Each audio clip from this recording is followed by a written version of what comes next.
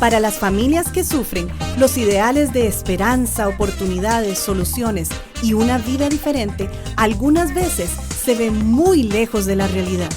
Levanta propone una solución alternativa a lo que hasta hoy se ha oído con relación a la familia, matrimonio e hijos azotados por la violencia doméstica. Hoy proponemos un camino más alto, uno que levanta a los caídos y oprimidos, dando voz a quienes no la tienen. Y ahora con ustedes, Levanta. Saludos cordiales, mi estimado amigo Alonso. Quiero saber cómo estás en esta mañana. Ervin, estoy muy bien, gracias a Dios. ¿Vos qué tal? ¿Cómo estás? Pues muy bien, muy bien. En esta semana, pues pensando en lo que será el tema de hoy, un tema muy interesante, un tema que habla de la indefensión, ¿verdad? Sí, un tema interesante que me puso a estudiar. Ahí me puso a hacer una pequeña investigación sobre ese concepto, muy interesante. Sí. Interesante, real. Y que nos interesa muchísimo nuestra conversación, ¿verdad? Esto es porque es esa pregunta, ¿por qué una víctima prolonga su permanencia con un maltratador? Esto se aborda desde muchísimos enfoques. De hecho, este tema de la indefensión aprendida en una relación violenta forma parte también de otros esquemas y otras propuestas. Hemos hablado de uno, por ejemplo, con el círculo de la violencia. Correcto. Que significa una permanencia de la persona. ¿Por qué razón? Por ese ciclo que se da.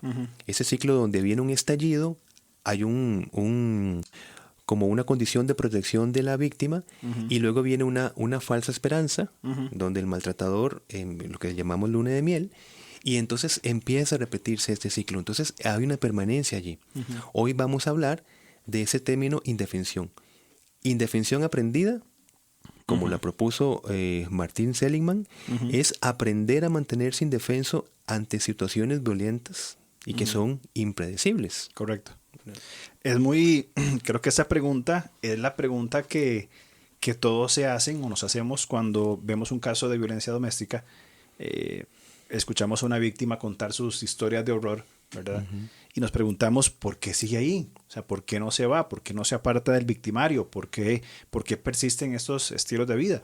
Y muchas respuestas es, yo no entiendo por qué no sale. A veces surgen respuestas un tanto ignorantes, ¿verdad? Como yo he escuchado, seguro le gusta que la golpeen. Un masoquismo, quizás. Es un masoquismo. ¿Quién sabe qué hace para estar? Una serie de respuestas. Pero este modelo, esta indefensión aprendida, como vos decías, mete a las personas, y por usar una expresión metafórica, en un estado de shock donde no hay respuesta, donde aprende a mantenerse indefenso ante situaciones violentas e impredecibles. Exactamente. O sea, estoy en peligro, estoy expuesta a un daño, y no hago nada. Hoy me pasó en la mañana, iba a dejar a mis hijas en la escuela, y cuando iba a cruzar la calle venía una persona a falta de conciencia, para usar una palabra, rapidísimo, bajando por la calle de mi casa, ¿verdad? Es una excepción en la sociedad. Sí, algo que no pasa, ¿verdad? Que nunca hemos visto. Sí. Y mi hija venía, una adolescente, pues pensando en otro mundo. Tuve que volverme un poco a agarrar el brazo, apurarla, ¿verdad? Y para evitar que esta persona sin conciencia y sin otras virtudes no hiciera un daño tremendo en un barrio. Fue una defensa. Sí. Yo me enojé por lo que esa persona hizo, agarré a mi hija, la saqué del peligro y ya está, pasó, fueron 15 segundos, ya está. Pero estas personas no tienen esa habilidad, no tienen esa capacidad de respuesta ante un peligro, sino que aprenden a estar indefensos. Eso es un buen ejemplo, porque eso es que estas víctimas tienen una afectación motivacional. ¿Qué quiere decir? Que es un trauma emocional que les da, indefensión, les da frustración, les da depresión, pero básicamente no tienen la motivación tanto para salir de esta condición como para abrirse a soluciones posibles. Porque, vamos a verlo en el transcurso del programa, el maltratador va a procurar el aislar a la persona, mantenerla bajo un control. Y es muy importante acá decir que la emoción predominante en todo este sistema es el miedo. Ujú. El miedo es lo que paraliza, el miedo es lo que deja a una persona indefensa, pues a la expectativa del maltratador. Exactamente. El miedo, es interesante cómo el miedo responde. En mi caso, un ejemplo que ponía, dentro de las emociones que uno siente en una situación de peligro con un hijo, está el enojo, pero también el miedo. Ujú. Y el miedo hace que respondamos ante situaciones, ¿verdad? De decir, tengo miedo que salga lastimada por este conductor, entonces la muevo. Pero este miedo es un miedo, llamémosle, que lleva a un estado de pasividad, Sí. de una constante pasividad. No me muevo, no respondo, no actúo. Es como una confusión de emociones, ¿verdad?, Exactamente. que se generan en la víctima. Eso es lo que pensaba. O sea, quizá sí, el predominante es el miedo, pero hay una serie de emociones, como decías, hay frustración, la depresión, la tristeza, la falta de esperanza, que llevan a esta persona a quedar en una paralización y decir, en una parálisis, perdón, de decir, no respondo. Y estoy sufriendo, mis hijos están sufriendo, la paso mal, pero no sé cómo responder. Y ese no respondo que estás diciendo es básicamente el mecanismo de defensa. Correcto. Veámoslo en la cotidianidad. Cuando estamos en una situación apremiante, ¿qué sucede? Estar allí a la expectativa, estar quieto. Por eso decimos que la motivación en cuanto a hacer algo es limitado. Qué interesante, vos seguramente has visto cómo la amenaza de unas cuantas personas armadas pueden controlar una gran muchedumbre de personas. A veces uno desde afuera, es decir, no en el contexto en el que está sucediendo, uno podría decir, pero ¿qué pasa? ¿Por qué no la multitud simplemente se pone de acuerdo? Claro. Es decir, tienen una motivación conductual, que se pongan de acuerdo y hacen algo al respecto. Si son, puede uno superar los 20 sobre uno. Claro. Pero ¿qué pasa? Esta condición, la indefensión, es por ese miedo que empieza a paralizar, empieza a limitar las diferentes estrategias que se podrían. Y no estamos diciendo que pasará en todos los casos, Claro. pero sí pasa en la mayoría de los casos de violencia doméstica. Claro, es esta pasividad que desde afuera no se entiende. Creo que vos lo dijiste muy bien. Estando ya afuera, inclusive las víctimas tienen esa habilidad de decir, yo no sé por qué no hice nada, yo no sé por qué no reaccioné. Claro. Inclusive, como vos me comentabas un día de estos, hay otros modelos, ¿verdad? Como el síndrome de Estocolmo y otros más que llevan a las víctimas a respuestas no coherentes. Sí. Con la situación que se vive.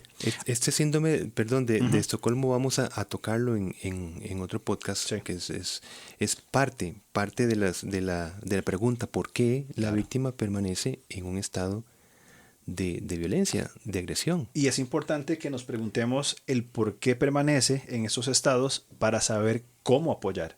Recordemos que nuestras conversaciones no son simplemente conversaciones al aire o filosofar por filosofar o pensar por pensar, sino que tienen el propósito de llevarnos a una acción coherente, ¿cierto? Entonces, cuando procuramos exponer estos conceptos, tiene como fin encontrar la practicidad de una respuesta concreta. Bueno, ¿por qué? Sabiendo el por qué, creo que tenemos muchísimas herramientas para poder acompañar a personas, a víctimas, en sus casos indiferentemente de lo que estén atravesando, ¿verdad? Y es un problema cuando el agresor niega su responsabilidad, ¿verdad? En esa violencia que está ejerciendo.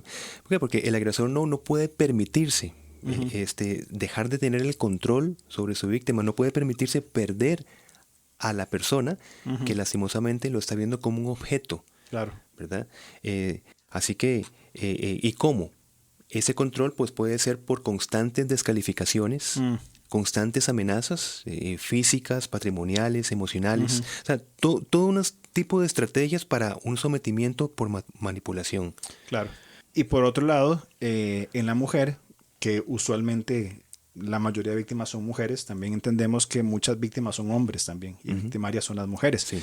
Pero en la mayoría, trabajando por las estadísticas, algunas veces, o más bien la mayoría de las veces quizá, la dominación empieza en las primeras fases de esta relación, ¿verdad? En esas etapas el noviazgo, digamos. En el noviazgo, en el enamoramiento, ¿verdad? Sí. Mal interpretadas por estas personas, dicen, bueno, es un hombre con carácter, es un hombre, ¿verdad?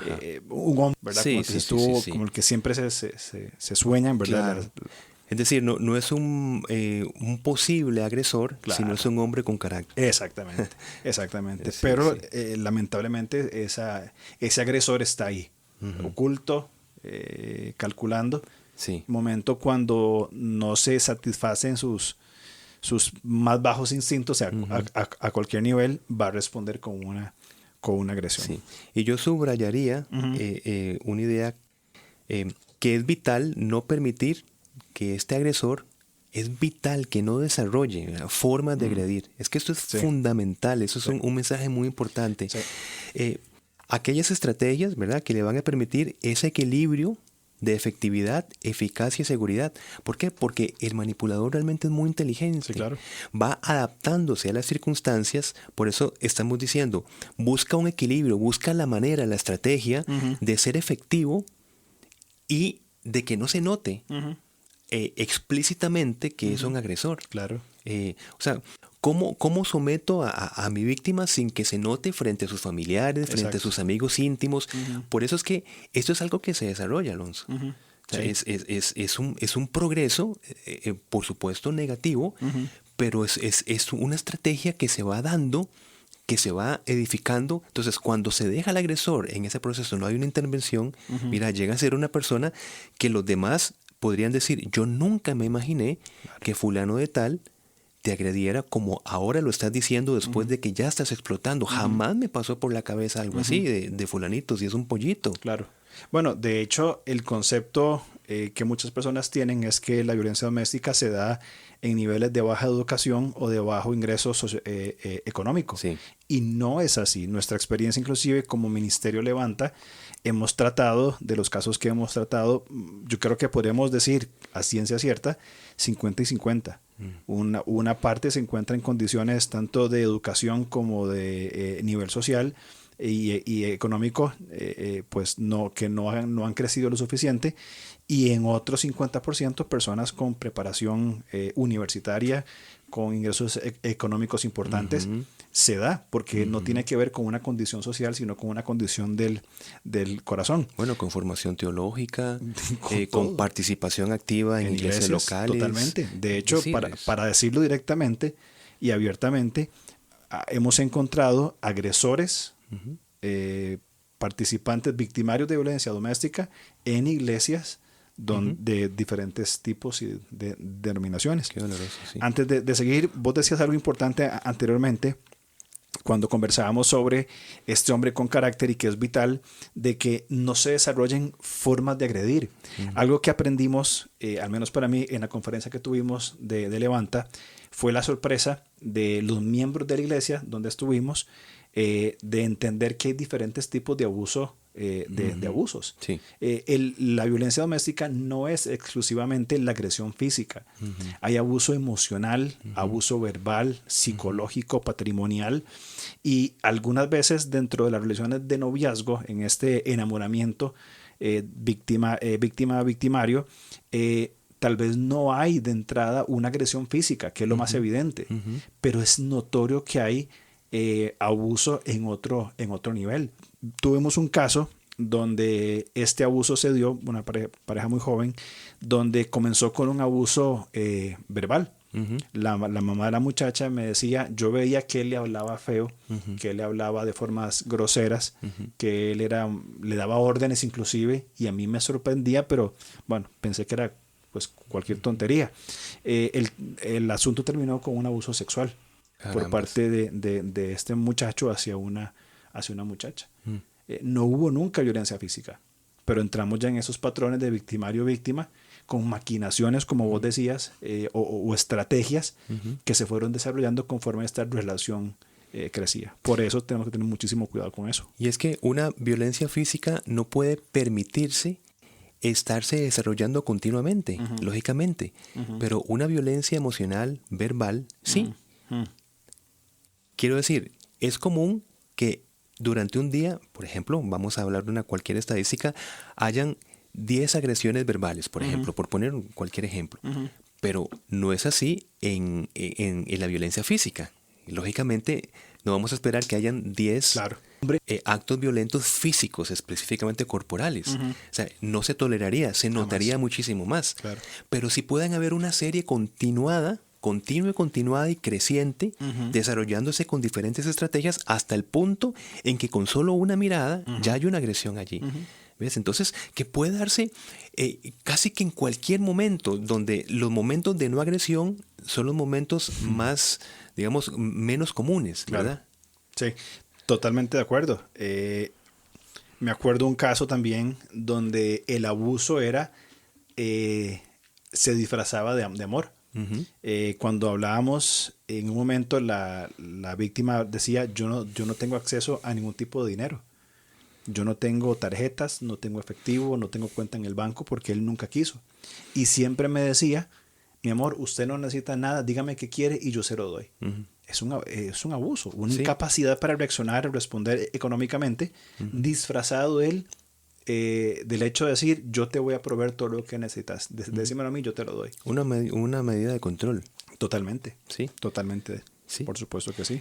Sí, inclusive llega al punto de una desocialización, ¿verdad? O sea, la víctima, al estar en esa constante serie de abusos de todo tipo, es presionada a limitar sus contactos sociales, su expansión social, su apertura.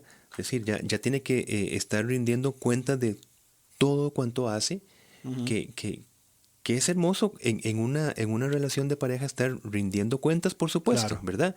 Pero estamos hablando de un matiz diferente, ya es un matiz de control. Sí, de sospecha neurótica, digamos. Y se ve violentada por completo la libertad que tenemos en el Señor, la manifestación de la personalidad de la víctima, gustos, preferencias, etc. Ahora, te hago una pregunta. Sí. ¿Qué pensás vos que manifiesta la víctima si está sola y sin apoyo? Si esta víctima se encuentra sin ningún recurso, dominada por este victimario, ¿qué es lo que encuentra? ¿Qué manifiesta? Mira, lo primero es, como dijimos antes, una carencia motivacional para responder de alguna manera o abrirse a cualquier tipo de ayuda, es decir, para salir de ese círculo de violencia. Una manifestación clara es donde los familiares empiezan a preguntarse, pero ¿qué sucede?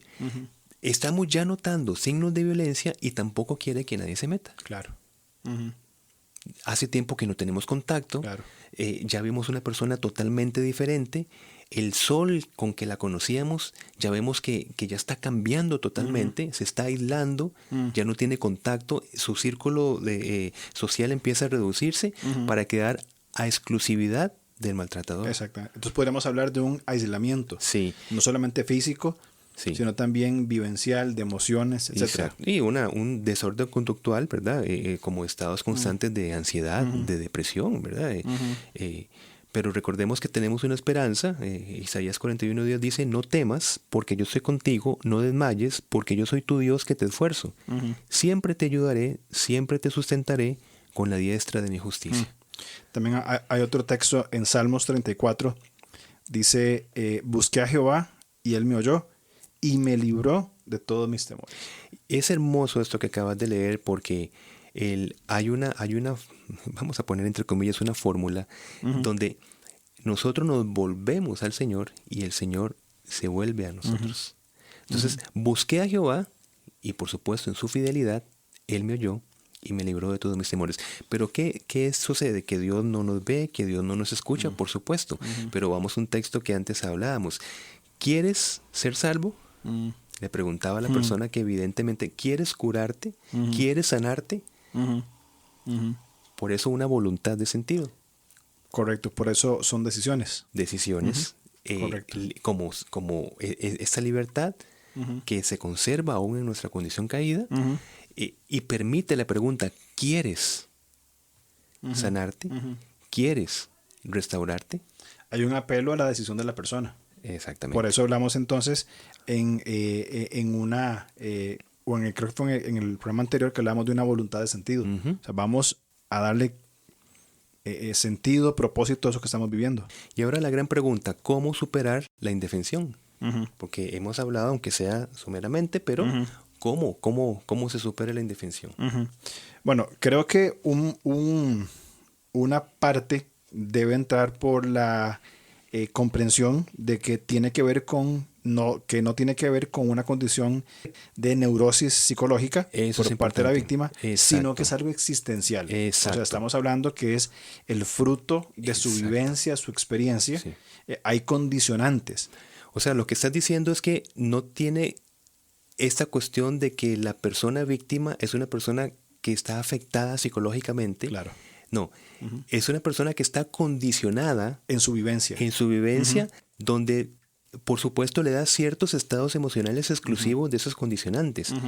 Pero, más allá de esos condicionantes, como hablamos en el programa anterior, está el sentido de superar la condición que se está viviendo, porque si lo decimos de entre una neurosis psicológica, la persona ya... Claro. Va a estar condicionada, ya no va a poder responder por esa condición, por esa patología. Pero estamos diciendo que a pesar de la depresión, ansiedad y la situación, tiene que sobreponerse sobre una decisión de decir, yo tengo que darle sentido a una vida muy diferente de la que estoy viviendo con ese maltratador. Correcto. Esta víctima tiene esa capacidad de decidir. No estamos sacando, como vos dijiste, no estamos eliminando los sentimientos y emociones que vive de depresión, de frustración, de temor, sino que como leímos en el texto de Salmos anteriormente, podemos ir al Señor y Él va a escuchar, Él va a atender. Dice, inclusive, la quiero buscar rápidamente, dice, me libró de todos mis temores. Exacto. Porque las condiciones... A ver, siempre las condiciones, las circunstancias, siempre van a variar. Y en este caso, las circunstancias para la víctima están llevándola a un estilo de vida de indefensión. Es decir, no me defiendo. Exacto. En el Señor tiene la capacidad de responder por la voluntad que tenemos, de responder diciendo, sí puedo salir de esto. O sea, cambiar la manera de pensar. Correcto, una cosmovisión diferente, una transformación del corazón, de la forma de pensar, un cambio de cosmovisión. Bueno, como dice Romanos 12:2, no vivan ya según los criterios del tiempo presente, al contrario, cambien su manera de pensar para que así cambie su manera de vivir y lleguen a conocer la voluntad de Dios, es decir, lo que es bueno, lo que es grato, lo que es perfecto. Y este principio aplica tanto para la víctima como para el maltratador. Correcto, exactamente. Hay dos principios que tenemos que tratar para superar la indefensión. Es fundamental identificar dos emociones que son intensas en las víctimas. Uno es el miedo que paraliza, el miedo que nos deja sin respuesta, y la vergüenza que aporta en todo este accionar de retraernos de la sociedad. El tengo miedo a salir de mi casa, tengo miedo de dejar al victimario, tengo miedo, etcétera. Y la vergüenza, ¿qué va a decir mi mamá? ¿Qué va a decir la sociedad? ¿Qué va a decir la iglesia? Si saben que eso está pasando. Qué interesante que estés relacionando estas dos palabras, miedo y vergüenza, y lo estás identificando como las dos emociones más intensas que son utilizadas para poder tener el control por parte del maltratador. Esto es muy importante que quede ya en la última parte del programa.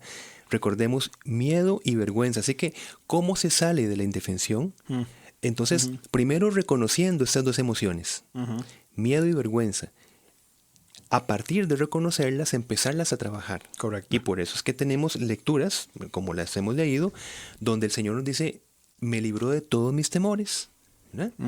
En cuanto al miedo y en cuanto a la vergüenza, pues, ¿qué somos en Cristo Jesús? ¿Cuál es nuestra identidad en Cristo Jesús? Exactamente. Así que la víctima no es una condición de vergüenza.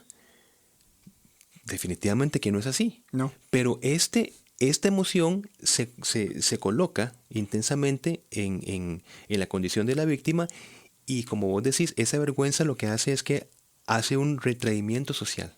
Es decir, me aíslo. Claro. Me da vergüenza inclusive hablar, comentar, abrirme a otras personas para que sepan mi condición y buscar ayudas por allí. Segunda Corintios habla de la esperanza que tanto víctima como victimario pueden tener. Dice 2 Corintios 5:17, por lo tanto, si alguno está en Cristo, es una nueva creación. Lo viejo ha pasado, ha llegado ya lo nuevo. Tenemos esa nueva condición o esa esperanza de condición en el Señor, de que tanto la víctima, desde mi perspectiva, en primer lugar, como una prioridad en una atención de violencia doméstica, tenga la esperanza de que sí, como vos decías en un programa anterior, haya una serie de herramientas de las cuales podemos tomar mano, diferentes aspectos de nuestra sociedad, pero principalmente la esperanza de una nueva creación. La víctima tiene en Cristo la esperanza de abandonar esas cosas viejas y que lo nuevo que ya ha llegado sea desarrollado, igualmente que el victimario. Correcto. El victimario también tiene la capacidad, o tiene la esperanza, más que capacidad, tiene la esperanza de dejar lo viejo, dejar de ser un agresor y convertirse en un esposo, como hablamos en el programa anterior, un esposo altruista, un esposo que procura el bienestar de su esposa.